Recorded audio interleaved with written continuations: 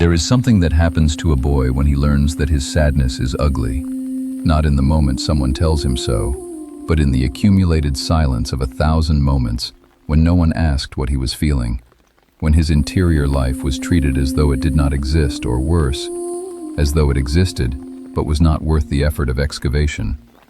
And this is not about being told to be strong. This is about realizing that the people around you have already decided you are not the kind of person who has a complicated relationship with your heart. You are the kind of person who does things, who fixes things, who does not require the same patient attention to your inner weather that is given freely to others. And the boy begins to understand that his value is not in his capacity to feel, but in his capacity to not express feeling, to convert it into something useful, like labor or silence, or a kind of steady competence that asks nothing of anyone. What happens is the slow narrowing of what he is allowed to be. The way a path through the woods becomes a path because everyone walks the same way, and eventually there is no other way to walk. And he learns this from his mother too, not just from men. Learns it from the way she turns to him with her fears and needs, and he becomes the son who doesn't add to her burden, the son who is already a man in the way he absorbs her anxiety and gives back calm. And he is 12 or 14 or 10, and already he is practicing a kind of emotional anesthesia that will stay with him longer than any love he will ever feel. The sadness is not that he is told not to cry. The sadness is that he realizes crying is something he could do theoretically, the way he could theoretically speak Portuguese.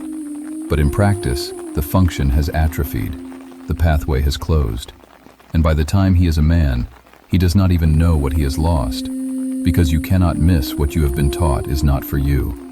And this is the particular loneliness of it, that he will spend years believing that everyone else has access to some frequency of feeling that he does not, or worse, that he is the only one who feels this much, and the only solution is to feel it alone. He has watched other men go through grief or heartbreak or depression and come out the other side without ever saying a true thing about it. And so he believes this is how it's done. You simply endure. You do not describe. You do not ask for help, because asking for help is proof that you are not capable of the one thing you are supposed to be capable of, which is managing yourself, managing the mess of being human without letting it spill over onto anyone else. He learns that his feelings are a burden, and then he learns to carry them so quietly that even he forgets they are there until they come out in anger, which is the only feeling he is allowed, or until they come out as nothing, as the sense that he is watching his life from somewhere outside of it. And people will say he is distant or shut down or emotionally unavailable, and they are right. But they do not understand that this is not a choice he is making in the present. This is the result of 10,000 choices made for him before he knew there was a choice. And he cannot simply open the door and let it all out, because he does not know where the door is anymore. He has built a house around the door, and then a city around the house. And now he would have to demolish everything to find his way back to the self he was, before he learned to be ashamed of his tenderness. The men who die by suicide, the men who drink themselves into oblivion, the men who rage at their wives or their children, or disappear into work or pornography, these are not men who do not feel. These are men who feel so much, and have no way to let it move through them. It just stays inside. It calcifies. It becomes a kind of pain they do not even notice anymore, except in the way it shapes everything they do. And the worst part is not that they suffer. They believe this is what it means to be a man. They believe their suffering is the price of admission. And they look at other men and assume those men have it figured out, that those men do not also spend nights staring at the ceiling, wondering if this is all there is, wondering if anyone would care if they said that they are not okay, that they have not been okay for years. And then they become fathers, and they look at their sons, and they want something different for them.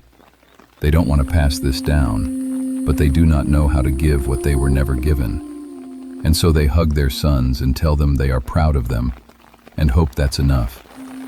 But it's not enough, because the boy still watches his father and learns that men do not talk about the thing that's killing them. They just carry it.